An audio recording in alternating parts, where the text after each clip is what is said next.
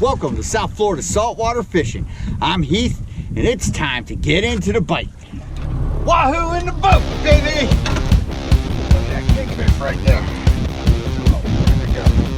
I mean, you talk about epic fishing days. Yeah, Nice bull dolphin right there. double header! Woohoo! Look at that mutton snapper!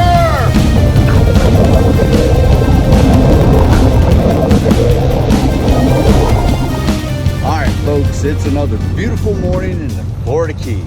Rigging up and getting ready to head offshore. On today's agenda, we're going to head out to the deep ledge of the reef and do some slow pitch jigging. I'm going to show you what it's like to try and explore and find some specific spots. Before we get into this though, if you want to learn more about fishing, grow as an angler, or just see some great and exciting offshore fishing adventures, you can start by hitting the subscribe button. Don't forget to turn on the notification bell so that you won't miss a thing. All right, on the boat with me today, I got my oldest of 4 children, the one, the only, the fish slayer, Avi.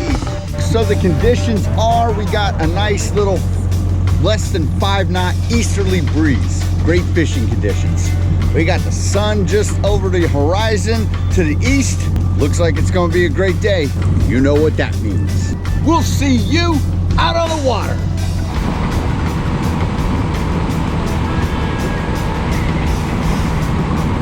All right, folks, so like I said, we've headed out today. We're gonna do some slow pitch jigging over the deep ledge of the reef. So we're currently sitting in just over 200 feet of water, and we're gonna let our drift take us in over the deep ledge of the reef. Like I said, we're trying to explain to you how to find spots. When it comes to slow pitch jigging, finding spots isn't necessarily always easy. They're not always marked. Structure is good, yet you've got a jig with 4 hooks on it, so structure is bad sometimes. You can get too close and lose your whole setup. So you've just got to kind of know where your middle ground is. So like I said, we're at the deep ledge of the reef where the sand's going to start meeting the coral and make its way up onto the reef. The way to find these spots is you got to look at your GPS. If you've got contour lines that are spread further apart, that's more like level ground. If they're packed closer together, that means you've got an incline in the ground right there. You might want to consider giving it a shot. So the gear that we're going to be using today is this. This is my slow pitch jigging gear. And what this is an Accuracte Boss Fury 600N, spooled with 30-pound braid. Now on the end of that, I got about 15 feet of 40-pound monofilament leader. And we're going to be using a 200-gram jig from the company Jyg, J-Y-G, hooked up with 5/0 hooks. We're sort of drifting into our spot. All right, so we're going to slip on the glove, and we're going to get right into it, see what we can get us biting. So I get asked, what's my favorite depths to go slow pitch jigging? I'll be straight up honest with you. My favorite depths are in between 150 and 300 feet, which a 200-gram jig is pretty much good for, as long as you don't have a stiff current out a little deeper. All right, we're gonna pitch this bad boy over, see if we can get into the bite. So a lot of times you're slow pitch jigging, if you find a spot, especially a grouper hole where there aren't lots of fish, you gotta watch, and mark it real well, especially if you get into that bite and there's quality fish. All right, we're on the bottom, so you're gonna come tight.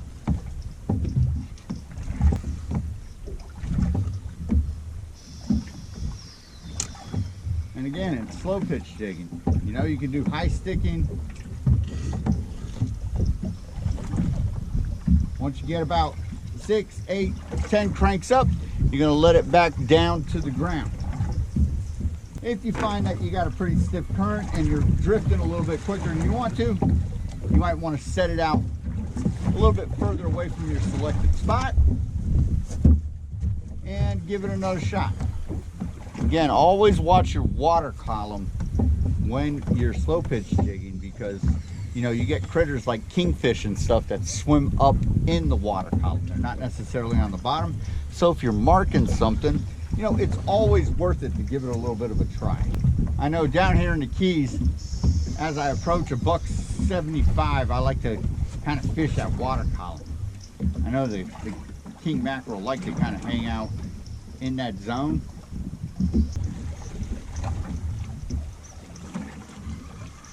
And I just got cut off.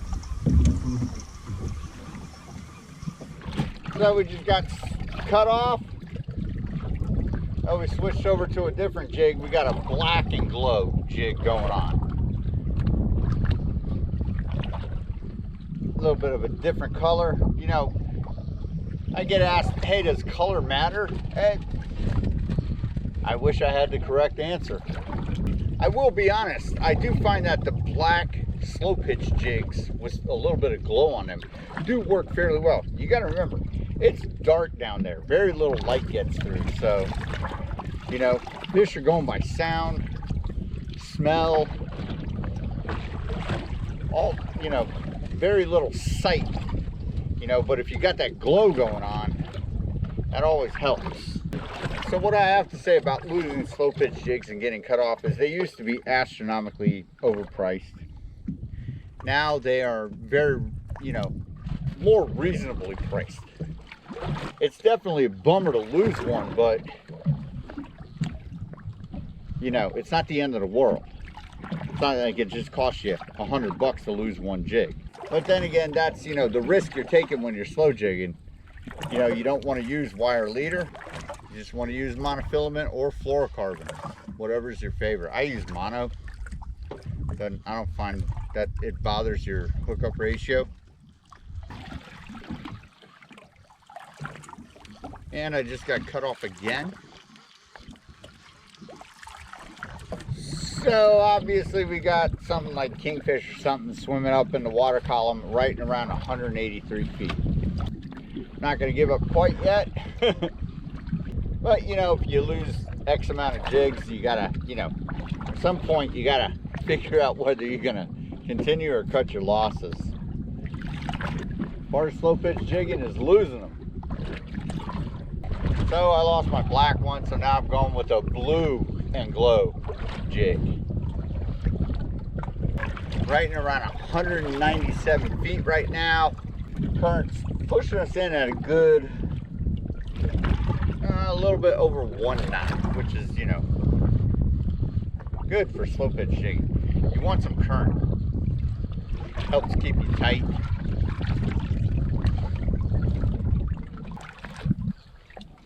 Oh, there we go. Somebody up in the water column.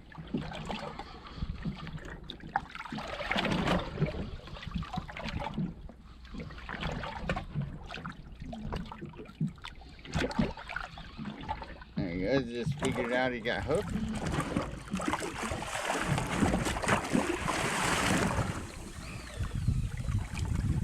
Doing a little bit of a dump.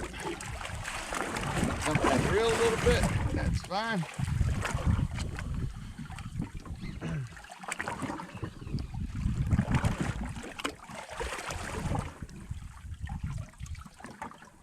Up in the water column. Definitely not a bottom dweller. Like I said, I was in that right around 185 right now. Where I was getting cut off. So we'll see. You want to head back down towards the bottom.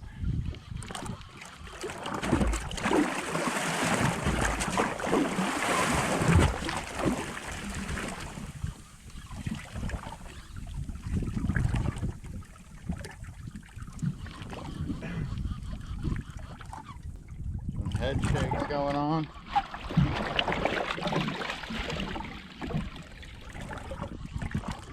Putting up a pretty good fight.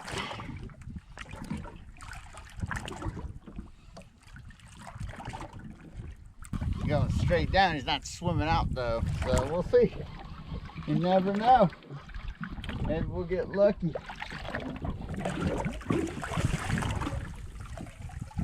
Definitely trying to make a dump for the ground, which is fine.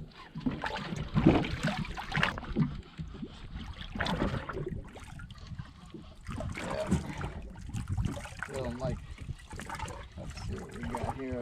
I just saw some fish. Ooh. Oh, Lord, we got a giant mutton snapper.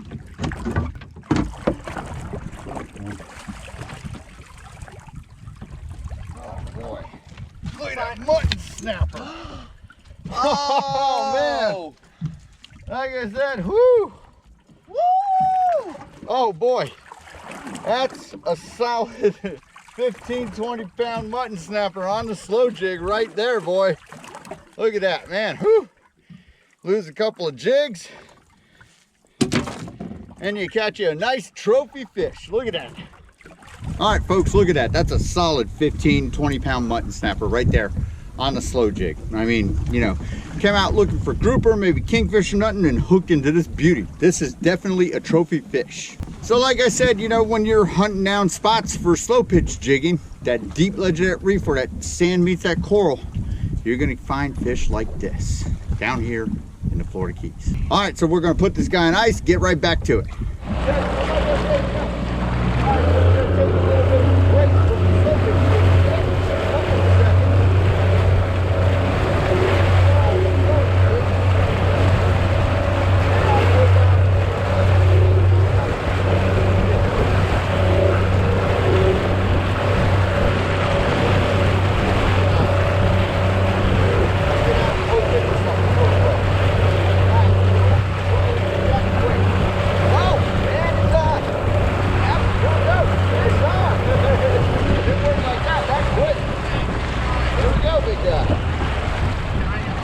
Finally, there we go. Get him on. I mean, that took all of what, 4 or 5 seconds? All right, here we go, big guy. Come get your rod. There we go.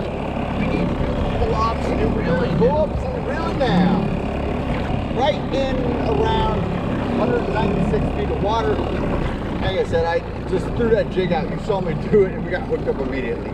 All right. Finally. Yeah. Yep. All right. Having a little bit of fun down here in the Florida Keys. Like I said, you know, that slow pitch jigging catch right there, that mutton snapper, that just made the day. Only takes one fish to make that trip spectacular. Remember that. All right, back to it. We got Abby. See what he got. Like I said, you know, it's always better if we got a tuna on board. But you know, I see the false albacore jumping around. But we'll find out here in a minute. He's down there, he's down straight down. So we're going to maneuver our boat around this way since our fish is going up that way. Ah, look at him jump that reel. There we go, that's what we like.